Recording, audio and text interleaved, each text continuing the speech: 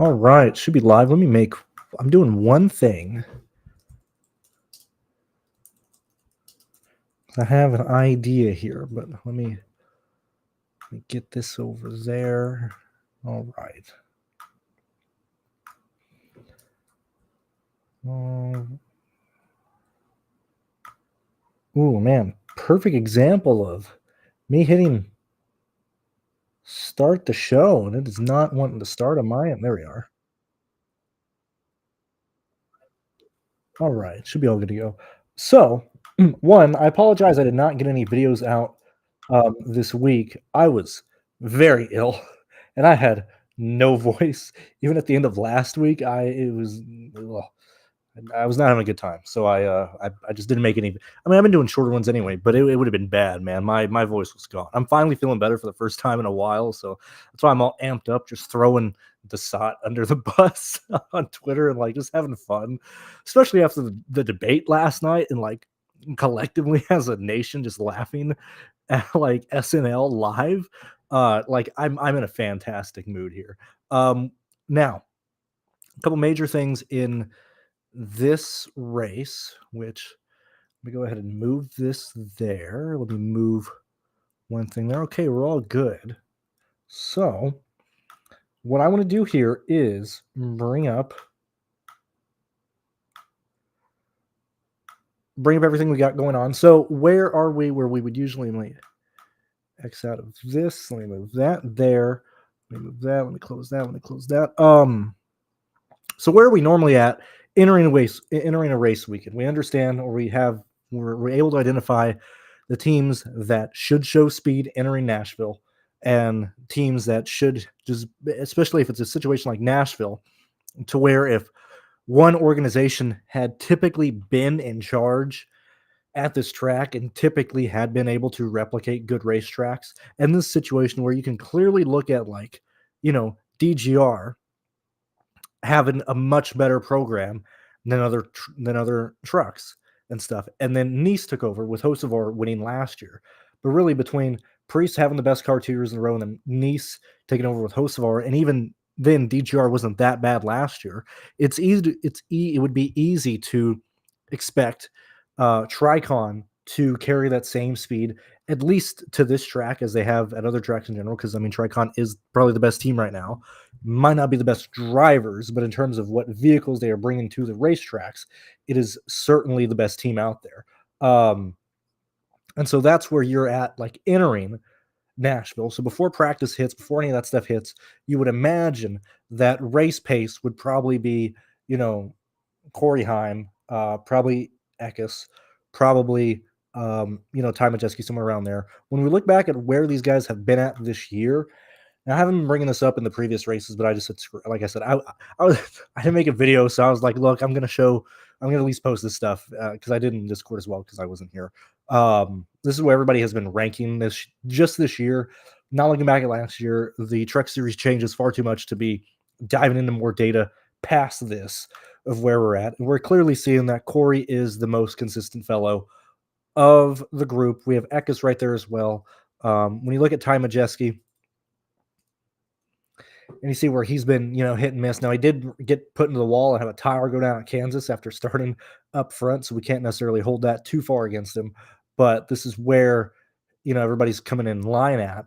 And even when we look back at, which I'm not going to go ahead and bring those up now, because otherwise I'd be starting over. Or not starting. I was going to be like, whenever we look at practice and we see situations to where, Majeski is showing better speed, and this is just better average speed.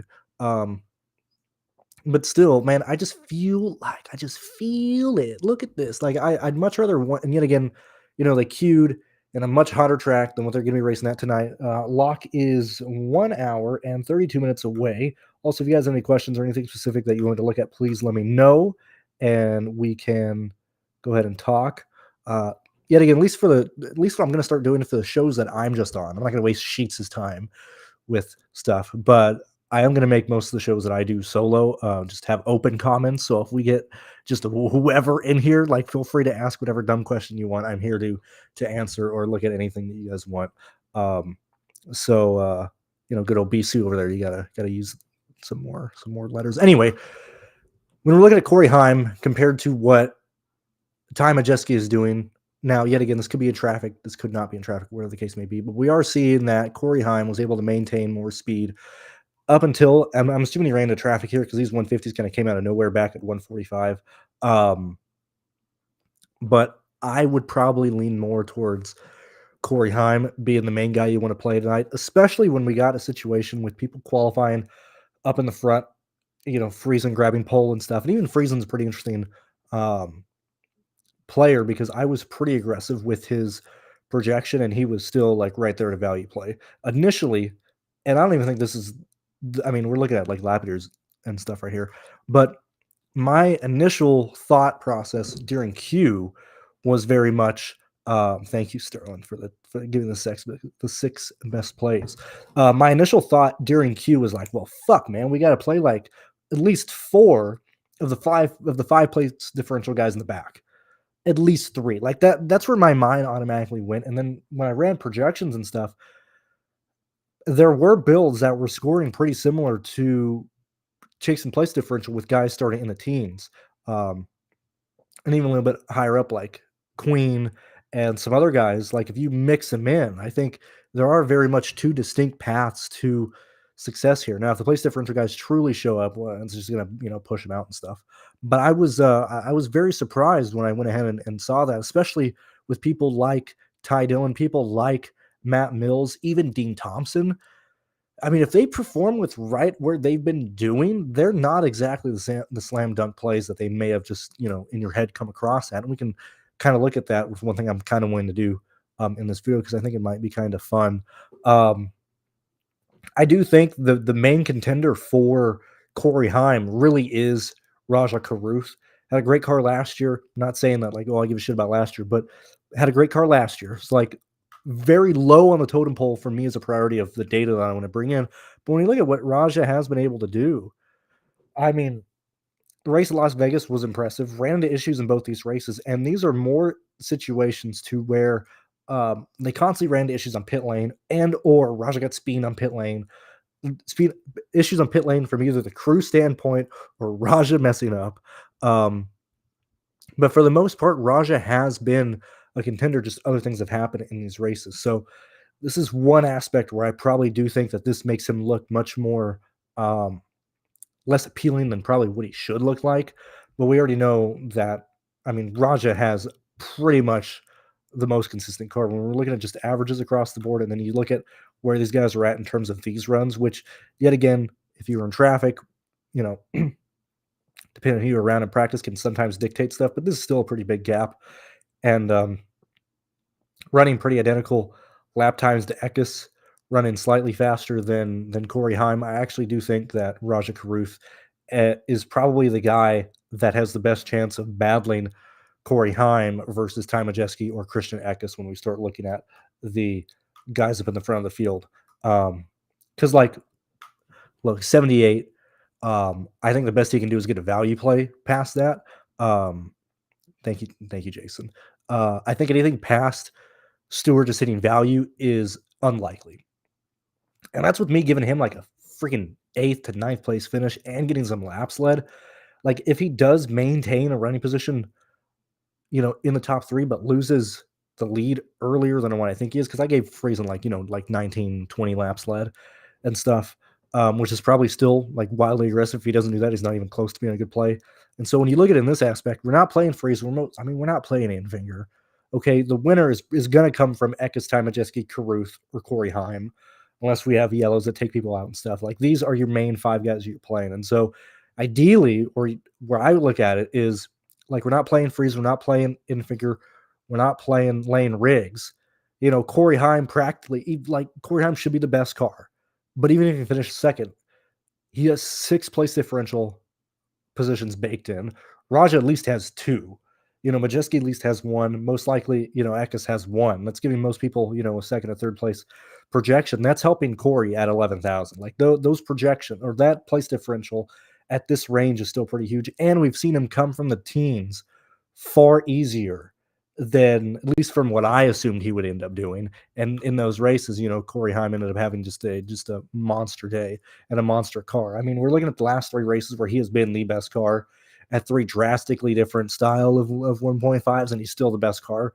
I think it's Corey Heim. Like, clearly, I think it's hard to go against that. And then combine that with DGR and where they've been at. DGR Tricon, like, who it's same team. Like, they're bringing the same thing they've been giving guys at this track the last 3 years. I think it's Corey Heim. Past that, like I said, I don't believe it's just a straight place differential play like I initially thought. Like, we have 1, 2, 3, 4, real place differential plays. You can argue Dean Thompson 5, and you can argue Ben Rhodes as the 6th one. I think realistically a 5 between like these 6 guys in the back. And really, the more concerning plays of these are the 2 value plays. I'm not saying Matt Mills can't do it, but when we look at where Matt Mills is actually, let's just bring this. Let's bring this over here. This is behind my camera, so I can't see where we are at. Also, shout out to Dawson Cram queuing the car. Better than Thad Moffitt would. Unfortunate that the Eric Estep propaganda strikes again. So we look at like Matt Mills. This is kind of unfortunate because this is like a straight upwards momentum from him getting crashed at Las Vegas, getting in a wreck at Charlotte, ran into issues in green flag pit stops at this third one. I don't remember. This is Kansas. Survived, ran up front, got caught off in a bad pit cycle with all the late yellows at Darlington. If I remember Darlington correctly, might be confusing that with Kansas. And then Charlotte didn't really get into any issues and stuff. So a lot of these are wreck related, issue related. This is just him actually doing whatever he needs to do. Starting dead last. I mean, when I'm looking at where the contest should come in at and where ownership should be, he's probably the most owned guy under 7K. Like, I think it's very hard to argue that. I think he's a much better play than Dean Thompson. And when we look at Dean, at least in my opinion, like when we look at Dean, it's very much, he's good. It's a very easy 50-50. There's no like question mark around him. If he works, he's going to be optimal. Like that's the argument. If he does anything related to what Tricon should bring him and where he should be, he will be optimal. Or is Dean Thompson any Rex? That's like a really easy, just binary 1-0 for me with Thompson. But you get Dean Thompson, Matt Mills, who, like, yet again, I mean, their peak is like truly, mid-teens. And I think Matt Mills is more so from like truly 18th to 22nd. Dean Thompson is probably like right at mid-teens and stuff. And when you're looking at projections in this range, you're going to see, which we'll do kind of together. Because ideally what I want to do is like, I made a separate tab here. Is like, because I've been gone this week, want to do something fun. I want to make projections with you guys for fun on the video so we can truly see where people would fall in line at. Now, my projections are already uploaded to TrueDFS, and those are the ones that I'm running with, but I think this would be a good thing to look at just as like a little fun thing to do. There's 80 of us here. I'm sure we can have some people just throwing out positions in the chat when I ask them for where they think people are going to end up at and stuff. So I want to do that to try and at least show my argument of why I don't think it's necessarily an all place differential race like I thought it was. When we look at Rhodes, it's right where Rhodes is at. Yet again, these races, Rhodes is the guy who is going to get off sequence, is going to save a set of tires late, is going to make home run swings in these races, because he is very much right at the fringe of like a top 10 on speed. Anytime Rhodes wins, anytime he finishes up front, he doesn't have like true speed in these races. This is late race, running 9th, 8th all day. We're going to get different from the field. Hey, we're going to pit early at the end of stage 1 and go for the win in some of these, because, it's a truck series. We almost always have wrecks in stage 1 or right before the end of the stage. And Rhodes is nearly always part of the group who pits first or to get off sequence and stuff. And so him at 9,000, needing 45, I mean, he's at 26. That's pretty much like 10 place differential spots, baked in. And then it just depends on where he ends up finishing and stuff. And so when I'm actually ranking guys in the back of the place differential plays, or who I think is, that's not even talking about Nicholas Sanchez. Let's talk Nick Sanchez. So, I mean, this is where Nick is like, on speed. This is backup car. Who cares? Like it's a good team. We don't necessarily need to worry about that. I'm very pretty sure Nick sped at Las Vegas. I could be wrong. Um, Pretty sure he finished a lap down at Vegas. Let me just make sure on this one. Let's do it together. Let's see if I remember. That's the wrong. I'm just clicking on random stuff. Come on. Pretty sure Nick is part of the group that finishes a lap down at Las Vegas due to green flag pitting. Waiting for scoring. Let's see. And yeah, Nick is 1 lap down. Okay, so he was part of the Kyle Busch, Stuart Friesen group that sped at the end of the Las Vegas race. And so really, like past that, Nicholas is like a top 6 guy. Okay, and so when we're looking at the place differential play in the back, or plays in the back, and this is going directly with us choosing like our 1 lap leader or whatever, and why we could make real arguments to be made about these 7K guys. If we're chasing Corey Heim, right, at 11,000, and we look at how bad the value range is. Now, I personally like this. This might be a bit of an aggressive example at this slate. And we will, that's it. I'll check chat in a second. And we will, I don't even remember what I was going to say. I was checking chat because I saw that it was like, whoa, we got a lot of people talking here. If you're building with Corey Heim, and even if that's where I would go, okay, but we'll just use driver X for whoever you choose to go with up top, whether it be Eckes, Ty Majeski, Corey Heim in the 10K range, okay? And yet again, I didn't project Nicholas Sanchez going to the back car. I gave him like a 12th, 11th place finish. If he does anything more, going to really start pushing it to you need the 1 lap. It's just going to be the 1 lap leader. If you get 2 of these expensive guys up here, it's not going to work.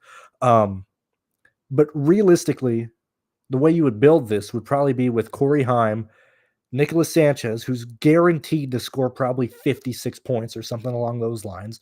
And that'll probably be enough to push out the rest of the 10K guys in this race. Like, we're not playing Clint Boyer, okay? The fact that he's in the booth has ruined any cool history of him. Him going across the start finish line upside down in Daytona, that's lame. Clint Boyer sucks in the booth. I hate him. I'm ashamed that I was a fan of him when he raced. I am so glad Jeff Gordon took him out at Phoenix and took a championship away from him. Can you imagine this moron being a championship driver? So, like, we're already removing 1 10K guy.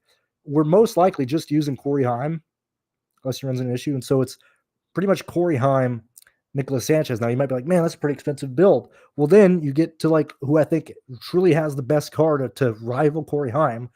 That's Raj at 88, okay? You have Brendan at 75, who's going to have speed to compete in the top 6, top 7. I mean, he knows what he's doing. The fact that he's $7,000 starting 11th is pretty huge. Actually, he might be starting 12th. I usually have driver up here. My bad. I think Brendan's going to really fight directly with a lot of these place differential plays. Like, he is going to be competing directly against Ty Dillon at an identical price tag, and I think there's a real chance Queen can beat Ty Dillon in points today. Okay, and so, like, I'm really concerned about Ty Dillon today. I am really, really worried about that. And or say you don't like Raja Caruth, okay? And yet again, I'm not a huge Ty Dillon fan, but then you're back in, like, Corey Heim, Nicholas Sanchez, 2 7K guys. Well, then it's Ty Dillon and Queen and stuff, and et cetera, et cetera. Like, you get what I'm saying here. I don't think it's necessarily just an all place differential type of lineup. Just from the outside looking in, when I looked at my stuff and I ran it, a lot of the guys who are probably going to compete to start pushing people in to the optimal. Yet again, I think it's Corey Heim, Raj Caruth, Caden as well at 69. I was like, who's the other guy I'm like thinking of right here? Like, Queen and Caden are both in vehicles that are going to have top 6 speed. Caden has already shown us the ability to race up front. I mean, look at this fellow. Look at this. Just take a little look at this little guy. Like, you give me a top 4 driver at $6,900. Who is he competing with? Oh yeah, that's right. He's competing directly against Matt Mills. He's competing directly against Brett Holmes. Now, I'm not saying that the possibility of Caden and Matt Mills working together isn't viable or isn't an option, mainly because the 5K range is so bad. Like it's either like Frankie at 55, and even then he's not going to look like good value. And so like, yeah, like, does it even matter what Matt Mills scores? When you're looking at where everybody is in terms of salary, like him at a 4.8, 4.9 is going to be enough. You get 2 6K guys, I'd much rather have Matt Mills and Caden versus like Matt Mills and Brett Holmes, Matt Mills and Timmy Hill. Like Caden kind of should be a priority. So like as we talk about this, you can see that this isn't a necessary. This hasn't been the let's just jam all the place differential in and see how that goes. And then when those guys wreck, it's just super volatile and whatever.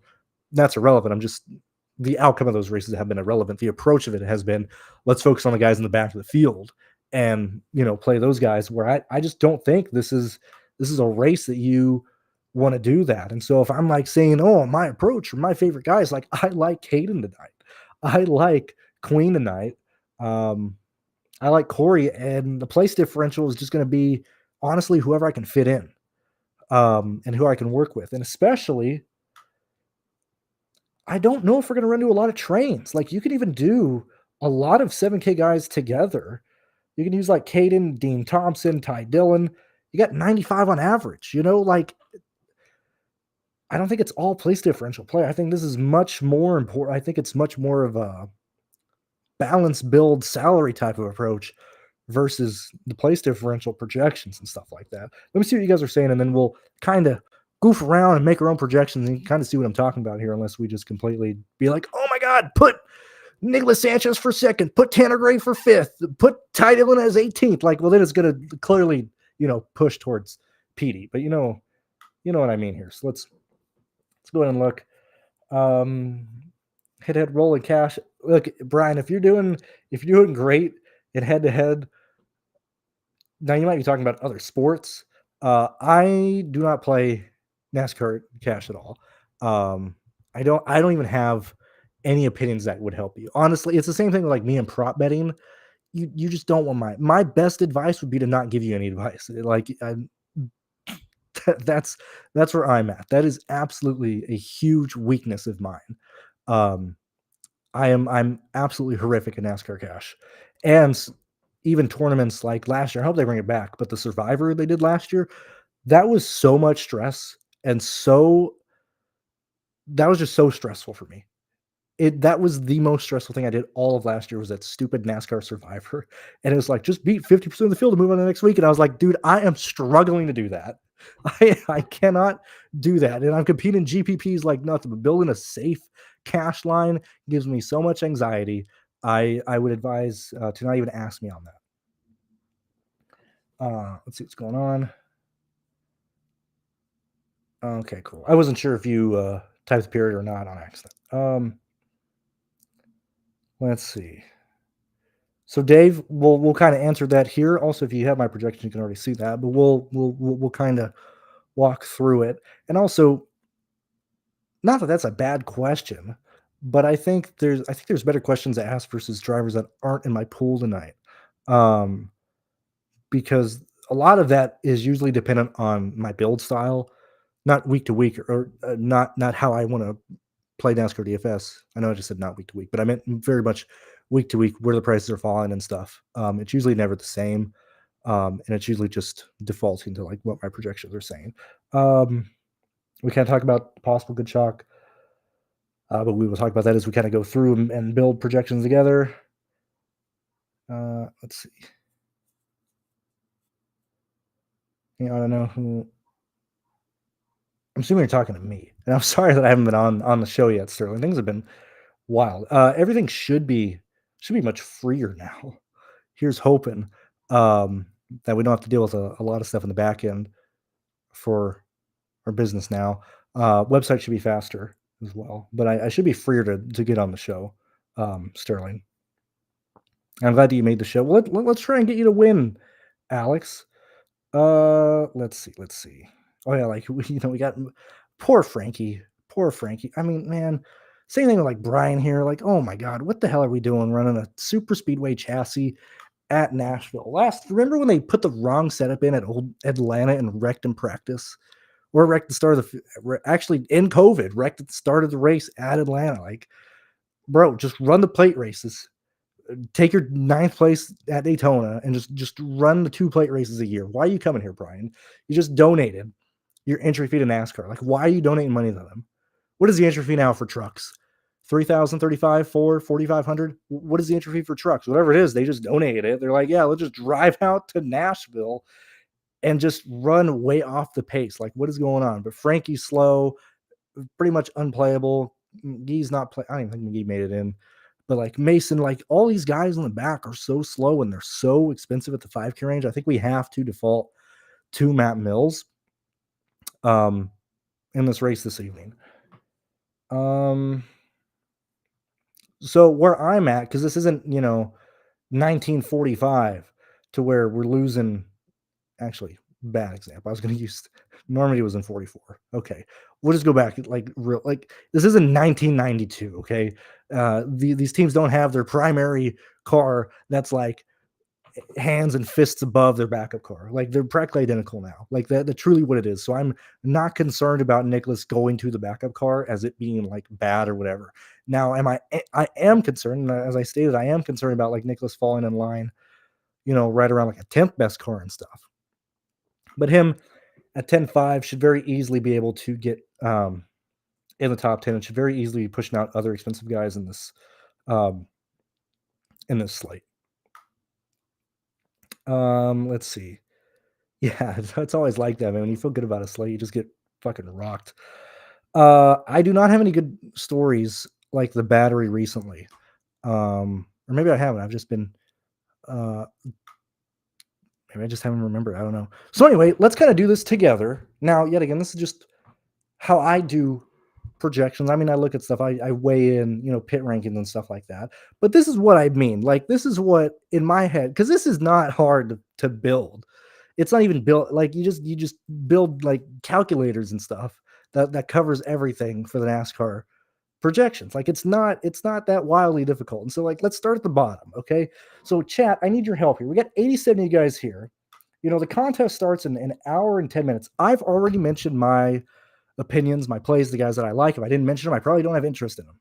That's usually where I fall in line. If you have any other deep questions of like a driver 1v1, that is what my projections are for. To do like, if you're curious of where I'm at, you can view my projections and you see what I think of them, like that's how it is. And the way we set up, like any projections I make here will not change anything on the site. So don't worry about that at all. But like truly chat, where do you guys at with Matt Mills? Where do you think he finishes? We'll do this together. I'll have my input. And if you guys want to put in stuff, maybe we'll average whatever positions you guys put in. But when I see Matt Mills, starting last, ran into a throttle issue, actually power issue. Ty Dillon was the throttle issue. Bit of a throttle issue. Not concerned about them not replacing that. Any crew worth their salt should be a very easy fix. Not a concern at all there. So when I look at this and I'm like, yeah, dude, so let's go ahead and give him like, we'll give him like 20th, right? Like that's not that bad of a projection stuff, right? We are at, okay, he's way down here. I'm like, why do I only have 32 guys on here? Yeah, he's starting, 35th. And I'm like, yeah, I think 20th could very easily work. Yeah, the steering box issue. So like, okay, yeah. So like top 20, okay? And so if you do this, if you make it yourself, just to be aware that since you got to account for the change between the 10 stuff or the positions here, you have to add one more. So if you're like, oh my God, you said he was going to finish 20th, why'd you give him 16 points or whatever? Or something along the sort. And so I'm like, yeah, I think he's going to finish right. And I'm walking this through so I don't have to answer this or have anybody ask me, what am I doing as I go through the other guys? But as I look at Matt Mills, I'm like, I think 21st would be a pretty good position for Matt Mills to finish today. I don't think that's too crazy. Gives you an idea of where he's at. So we go 1, 2, 3, 4, 5, 6, 7, 8, 9, 10, 11, 12, 13. Okay, we're there. Plus 1 because we're entering another thing. So I give him 14 positions. And we're like, man, he's like right there, right at 34. Say he runs into a hiccup, and starts working farther back. We'll keep him right at gaining like 12 positions right here. We'll leave him at that 32 because we'll quickly see that like going back to the 5K range, kind of looking poorly and looking bad. So now we're at like Ty Dillon. And we're seeing this feller is very easily a top 20 car or runs into issues, runs late. We can very easily give him like, 22nd or whatever. Probably around the same thing, probably slightly more than like Matt Mills. And so we give him here and he's like right at value yet again. If he struggles a little bit, it's going to be right at 35. We'll leave him there. Tanner Gray, we understand, top 10 car, whatever. Most likely going to be running right around like 14th by the end of the night. And you see Tanner Gray like, whoa, man, Tanner Gray's shooting up there. That's where he kind of should be at when we break it down of where Tanner is usually running. If I can type his name correctly. We see races to where he has shown true speed, starts up front, has good qualifying, has good race pace in practice. And we're seeing that he's clearly going to be optimal in this case here. If he's running around 20th, if he's running around a situation like this, that's like where we need to be aware of and stuff. That's more so like this is, hey, man, he's looking pretty optimal if he's doing anything like the Tricon guy should do. If he's not doing that, well, then clearly, he's going to be hurting lineups and stuff like that. So, like, you give him, a fairly even projection around this point, that's fine. We look at Nicholas Sanchez. If he's a top 5 card, you don't even need to calculate this. He's going to be optimal. If he struggles at all, like right around 10th and stuff, like that's where you start running into issues. Like that's not going to be optimal. That's not going to work. He starts pushing fringe top 10, and so like at 53 might start pushing people in, might start pushing people out. We'll leave him like at 51. We look at Frankie. What is Malcolm in the Middle going to do? It's like I know, Noah brought up like Tanner Gray at like 10th, 13th, which would be a bit more aggressive than this for his sake. Oops. Right around this range, and we see him scoring like 44 and stuff. But like you look at, Malcolm in the Middle, like what is this guy going to do in this 22 car? Now he is very slow. The 22 car isn't junk, but Frankie is, he's learning. This is a difficult track. He's a bit, he's a bit underpowered. He's a bit slow. He's just taking his time, and is he at the bottom of the leaderboard here? Maybe not. No, he is. Yeah. Cause he's like dead last. Like Frankie's going to run dead last. Right. Okay. So like, let's say, Frankie's running well. He doesn't tear up the car. We have some crashes. Bam. 5 guys wreck out, man. 5 guys are taken out in this race. Say he outruns AO or something. We give Frankie a solid 29th, and that 14th isn't doing a damn thing. AO, no way in hell you're gaining more positions. Even if you're like, let's be real. Let's give AO more positions, right? You give him 4, and he's like, wow, 20th. That's an absolute disastrous play, right? And you look at, the 20 from AO or the 32 from Matt Mills. That's kind of why we'd probably want to stay in that range. We get Brett Holmes, and I keep falling back and forth here. That is not how I spell Brett. I'm pretty sure Brett has 1 T. Let's use Holmes here. You look at Brett Holmes. Where is he like falling in line at? 25th best car, 24th best car. We've had some races where he finishes up front at like Las Vegas and stuff. Now, yet again, typically when Brett Holmes is finishing well, he is either getting assistance from late race restarts and crashes, because these are basically where he is in these races. Like his last finish, they're 21st, 15th, 29th, 17th, 14th, 22nd, 24th, 29th, 31st. And so a lot of these races that he's been finishing up farther at, like at Darlington, where he was an absolute atrocious train wreck, he comes home 15th, right? And so like Brett Holmes, when you look at his projection, like, can you even project that really? Because if he's like 15th, right? Well, then of course he's going to be optimal. If he runs where he should be running, he's not going to be optimal. We'll give him like, 22nd, where he should be at in this race. And we see Brett Holmes comes in like right at 23rd. You give him like, 17th or 18th or something like that. And he's clearly like in the optimal range. And so like I typically build stuff or look at things and compare things of where they should be running, not necessarily of like, well, Brandon, you haven't mentioned Brett Holmes. Do you like him? Is he not in your pool? Well, like I'm not going to play the guy if he's finishing where he should be finishing. Like that's how it is, And if I'm like rambling or going over a lot of things or being like passive aggressive. I'm not trying to be. I'm just explaining how you should be like looking at these projections and stuff. Because if you understand how projections run or how they're made, it really helps you avoid like dumb questions. Not to me because I'll answer them, but like when you're in your process or like doing 1v1s and stuff, like these are all things you should already know in your head. And then it's very much, oh yeah, I'm playing him. Well, I'm not playing him. Oh, I should consider him. Oh, like I'm going to remove him like directly off the bat. And so like when we look at Dean Thompson of where he should be at, okay, he should be like the 15th best car.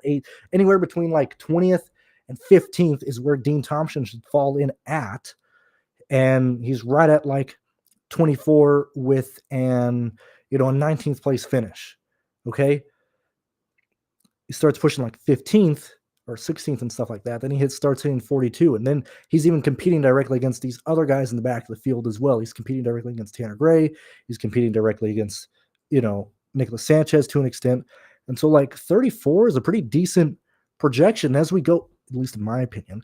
And then as we go along, you're like, yeah, this really isn't that much of a like place differential jam these guys in. Whereas like, we may have entered it or left Q thinking that. We look at Mason. What is Mason going to do on speed? This poor fellow, this poor guy, brings it home, doesn't tear anything, finishes 29th, ends the day with 11th. Okay. Then we get Ben Rhodes, as I said, pretty much 10th place car, anywhere from like top 15 to, 12, actually in the teens to, 11th, gaining positions due to strategy. And so very easily baseline would be him as like 15th or something. And so you look at Rhodes, like, oh, can't play Rhodes here. If you're playing Rhodes, you're hoping that he plays a strategy. And so, like, anytime I've played Rhodes, which I usually have a Rhodes lineup every week in some form, that's not because the projections are telling me to play Rhodes. It's because he will work based on strategy. I'm not going to put everything on him because he shouldn't work in terms of speed. But if we get enough yellows and enough crashes and stuff like that, that's where Rhodes should be at. Timmy Hill has a good day, good speed. Where's Timmy in practice, man? Where's he at in these runs? Timmy Hill, solid 29th and the best ranking, most likely going to be like a 24th place car. Where is he at? We'll give him like 3 positions. It's like, Timmy, you know what? You showed some speed. You were there all day. You did a good job. So close to a top 20 and not even playable for DraftKings. Dawson Crim doesn't even matter. He's not even in the pool. Doesn't even matter. Give him 4th place, give him finish in 20th, give him 22nd. Doesn't even matter. Not even in. Spencer Boyd, for a fact he's going to lose positions starting the back of the field. And so we start like eliminating a lot of these guys here. Now, Lawless Allen, we come to Where's Lawless at? Let's say Lawless Allen, has a good day. I'm sorry. I just kind of took over. I mean, I'm looking at the chat, kind of see where we're at and stuff. I've just kind of been putting positions in for you guys. Like when we look at Lawless and where this man should be at, right at like a 20, best case scenario, right around top 20. This is yet again where they're running, not where they're finishing. Lawless Allen has been finishing races in 19th, 31st, 30th, 12th, 29th, 11th, 31st, 33rd, 27th, 23rd, 12th, 32nd. Similar to, I don't know who else I just mentioned who was like gaining position, like Brett Holmes and stuff. If he gains more positions and finishes in the top 15, it's not because he has the speed, it's because he survived. Let's say Lawless Allen has a pretty decent day and he finishes 21st. Unplayable 22nd. Connor Jones, does it even matter where this guy's at? We're most likely not getting to Connor Jones of where he's at and stuff. Yeah, Frankie's getting 1 point. Yeah, poor Frankie, dude. Poor Frankie. Like, I mean, even a situation like this is where people like don't understand of where, like, I gave Frankie 2 positions here. Let's say like this race goes green. It's a boring Nashville race, which we typically don't have a lot of yellows at Nashville. It kind of spreads out. And he finishes like 33rd. This poor guy's with 6 points, man. Like, these places back here are so astronomically huge for place differential, or not place differential, for these stupid ass value plays. It's ridiculous. We haven't even talked about laps led or anything. We're just like going through, kind of, pounding sand of where these guys should be at. I haven't. Did I miss a news, AD? Did anything happen? Did Nashville get bombed? Let me just make sure. Truck pit stalls. Timmy Hill dropping to the rear. Matt Mills steering. Let's see. That doesn't affect Timmy Hill because we already had him as a pretty decent thing here. So that's why, like, Brandon, Timmy Hill going to the rear. Do we need to replace him for the pool? Well, I already had him at like 22nd. Not a big concern here. Okay, so we won't got anything. Don't get anything to worry about. Where else we at? Oh yeah, so Sanchez and Eckes. We'll talk about that as we get up there. If you got just first people to type in like Bailey Curry, Crafton, Taylor Gray, Jake Garcia, whatever position you want me to project them at, we'll just do that so we can kind of get through and start arguing, and looking at where these guys up front compare with the, Nicholas Sanchez, compare with the other values and stuff like that. As we have 55 minutes until the slate locks. So we have plenty of time to goof around. Curry, 15th at best. We'll just give Curry 15th. Okay, starting 20th. 15th. Best case scenario for Bailey Curry, and that's 33. Now that at that point very easily could be pushing people in. I don't remember what I gave Bailey Curry my own stuff. This is one where I will give what I gave Bailey Curry. I gave Bailey Curry 16th. So like that's that's right on the fringe of this. And so as you look back here, like, okay, we got some guys in green. That's not too bad, but we haven't really adjusted guys up front yet. Crafton, where do you guys think Crafton finishes?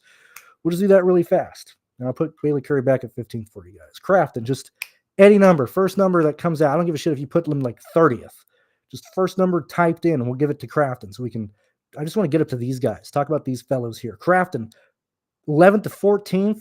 You gave me the option. I'm going to go with 14th as theirs. Like, good example of like Crafton not working at 14th. We give Crafton, having passed 7 guys, still not truly viable. Working his way in there like 40, even as price tag. Like, this is where, if he can hit value, it's decent, but he will be priced out at this. There will be other better, great English. There will be other guys who force him out, even if he's hitting value in this range here. And so, like, for somebody like Crafton, when we're building, when we're understanding what forces people to be optimal or in high scoring lineups, I hate to use this as like an example for basketball NBA, but if you take, your stupid ass salary for your 8 basketball players and you try and get 5x from everybody, you're right at like, oh, I'm getting value from everybody, and you're right at like 300 points. Okay, newsflash, you're not winning contests with 300 points in baseball, in basketball. Okay, these winning lineups in these sports were scoring far over the value, and so like in that sport, like if you're taking down GPPs in basketball, you're scoring like 340, 350, 360. You're having guys go for like 6, 7, 8x and stuff. And so when you're looking at somebody like Crafton, and I'll take the Tanner Gray stuff in a minute. And if you guys want to continue to do the Garcia, Sutton, Jack Wood as I'm talking here, that'll help tremendously. But when you're looking at like Crafton and you're like, man, I'll give him like 10th, a decent day, like 44, probably still isn't going to price him in at like 5.5. What is his pricing even? If I had that context, I might be able to say this better. Yeah, Crafton's at 8,000. When you're chasing either the 6K guys or these possible 7K guys, like Crafton is not racing against, or he's not playing against people like Ankrum. Okay, he's competing directly against if people like Ty Dillon, if Queen, if Caden Honeycutt is pushing him out of the optimal. It's not necessarily just what he's at like a price range. And so, like, for me, when I see this, I'm like, Crafton's a fucking terrible play. I would not want any Crafton tonight, because not only do you need him to like be outperforming, his own salary, he then has to outperform the 7K guys he's battling with. And at that point, you practically have to hope Crafton's finishing like 4th. And you can't, like, with good faith, even do that. At least where I'm at. So I think we gave him like 14th or something here. Let's go through. We're giving Taylor Gray 13th. We're giving Garcia 12th. Okay. Again, this is just an example to see where guys are coming in at, to just make a point. These aren't the projections I'm using. This is just community-based, video-based. 95 of you guys here helping me build projections for the point of my points here, base stuff, whatever. Sutton, we'll give him like 18th. In this card, Jack Wood, just say he holds his position 15th. Absolutely horrendous day. Ankrum, 10th to 12th. We'll give him like 5th. Then you get to Parsons. Like Parsons ain't staying up here, man. Not even being aggressive, just saying Parsons finishes a solid 15th. Terrible DFS day. Okay, now we get to Queen, which yet again, this leans more towards into what I think the team is going to bring versus him. But I think Queen's pretty live in this race. Okay, even if he just gets to 8th, that 41. That's a big number, guys. Like that's huge. Like what's his price at? We got Queen at 75. Like that's where it's getting like, man, real chance here, man. Give him three positions, 39th. Real chance he's pushing out Crafton. Real chance he's competing. Now this is that's giving him that's 9th. Ladies and gentlemen, Ty Dillon's at 35. Matt Mills at 32. Real chance Queen can hold on. This is not just a 1v. This is not a 50-50. I mean, Queen is going to be competing directly against these place differential guys in the back, and he has a real chance of being there. Now, if he scores 12, then it's done. But I mean, this cat is live. This is a GPP build. And when yet again, going back to, or not even GPP in terms of 1v1, but if you're building a balanced lineup, Ty Dillon, Matt Mills, Queen, Caden, like these guys, you can play them together and be there. Now, yet again, I don't normally go into this type of detail and stuff. And we're 45 minutes in. I'm mainly doing this because I feel bad that I wasn't able to do a preview video this week because I was sick. But like these thoughts, these things, as you either build projections or look at projections on whatever site you're using, whatever optimizer you're using, you got to think about this stuff. It isn't just like, oh, what do the Sims say? Oh, what does this do? Like you have to have intelligence here. Look at it. Am I crazy? I don't think I'm crazy. I think this is stuff we should look at. Clint Boyer, thank God, thank Lord Almighty, I don't have to worry about playing this fellow here. Thank the Lord above. Let's say he has a great race and finishes 2 positions better than where he actually that'd be 1. We'll give him like fucking thank God we don't got to worry about this more. And then he's gonna come across and be like, boys, man, next year I'll try out them cool suits. Tell you what, man, that's crazy. Let me check. I gotta check one thing really fast. Oh man, I'm checking Discord wrong. I got Mason Massey. Let's see, did they update it? Got Massey in 27th. Oh, it's missing Mason Massey. I'm missing Mason Massey. Hold on. Ooh, who'd I type in instead? I don't have Mason Massey in here. Who'd I put in 27th? Nope, I just forgot. Okay, well, that's an easy fix. I could easily fix that when I'm done. I just forgot to type in 27th. We'll get this done, and I'll update that. I just saw that on that I typed in. I forgot to type in Mason Massey. Anyway, I'll play that in a second. Anyway, Chase Purdy, I'm not going to do much. Who cares? If he stays here, very easy to compete, whatever. Daniel Dye, say he finishes like 12th. This is probably where I'd be at. Caden, as I said, real chance that he shows up and he's here. Because this is where Caden is. I think it's very easy to just say, like, I think 6 is very easy to start off right there. Everything I just said with, Queen and compared with these guys in the back. 40 points, anything higher than Caden, very easily he can force his way in the optimal. And so then we get to Corey Heim, and we get to these fellas. Like Stuart Friesen. Now, yet again, you're going to see I'm going to add more points here because we're going from 45 to 42, so you have to calculate that 3 in. Let's say he finishes, 6th. He loses 5 positions or so we have to add that, so it shows like, oh, he's down 9. We're probably not playing Infinger. We're going to directly be competing with, these guys up here. And at this point, the projections for these guys don't necessarily matter because then it comes down to like, laps led and stuff. I think just for the sake of this, it's very easy because now I do got to update that. And we're 46 minutes away. We'll get that done probably the next 5 minutos. So when we're looking at Corey Heim, and you see this absolute domination through the field.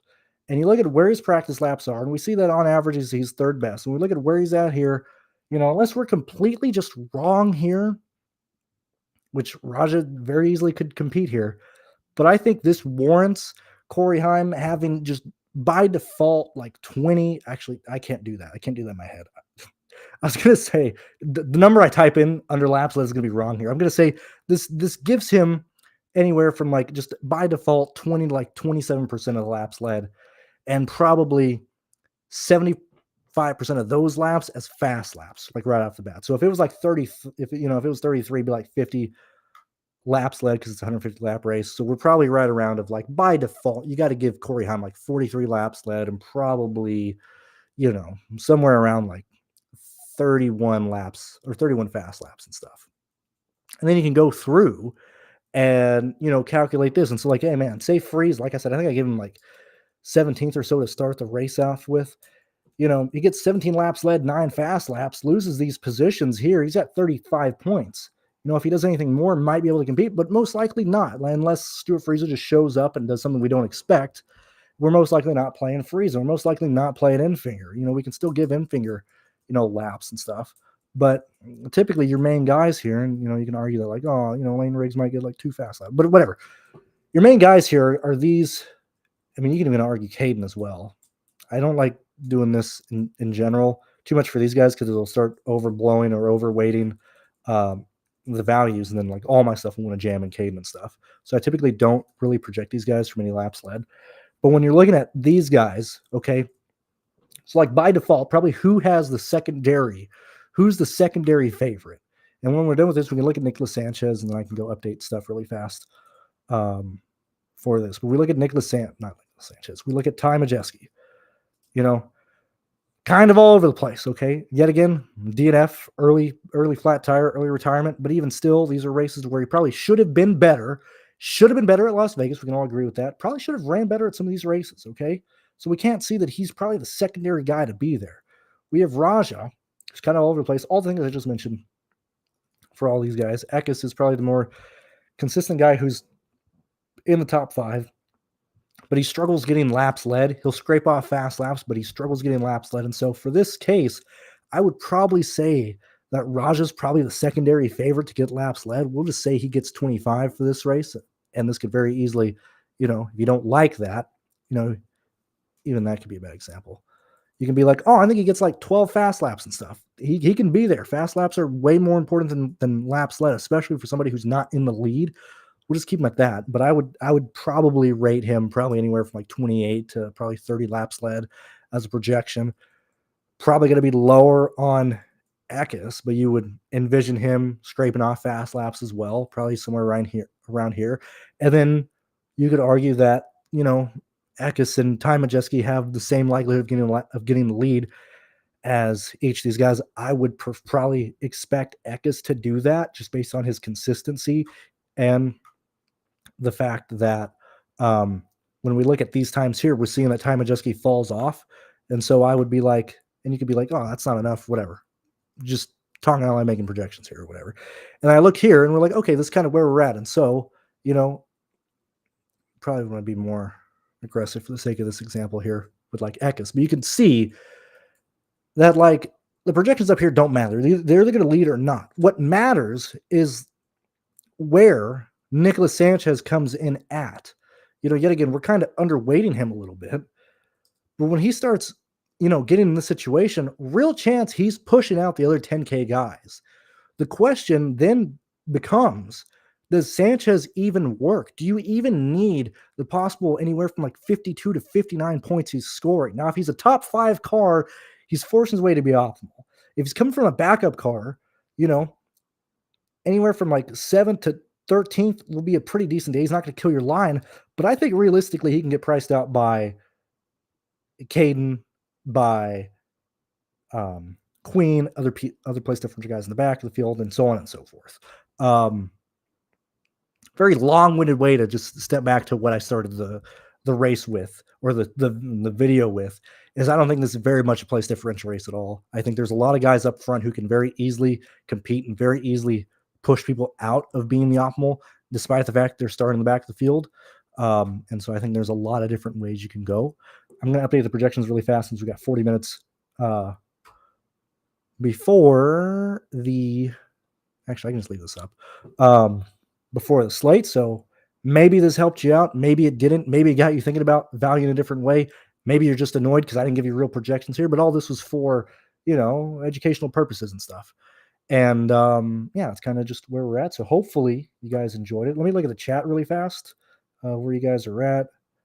Kanan's 5th best odds to win. Why would you prioritize? Who would you prioritize in single entry? Single entry, I'd probably prioritize Sanchez and Heim. Single entry, I'd probably be more willing to chase, and I guess for cash as well, probably you're more willing to go for the place differential plays in the back. But that's mainly it. Hopefully this helps you guys out in some form or fashion. I'll be live tomorrow morning for Xfinity, and then Sunday morning for Cup, and so on and so forth. So I will see you guys later. Hopefully you enjoyed it. And projections will be updated probably within like the next 2 minutes on the site. So I'll see you guys.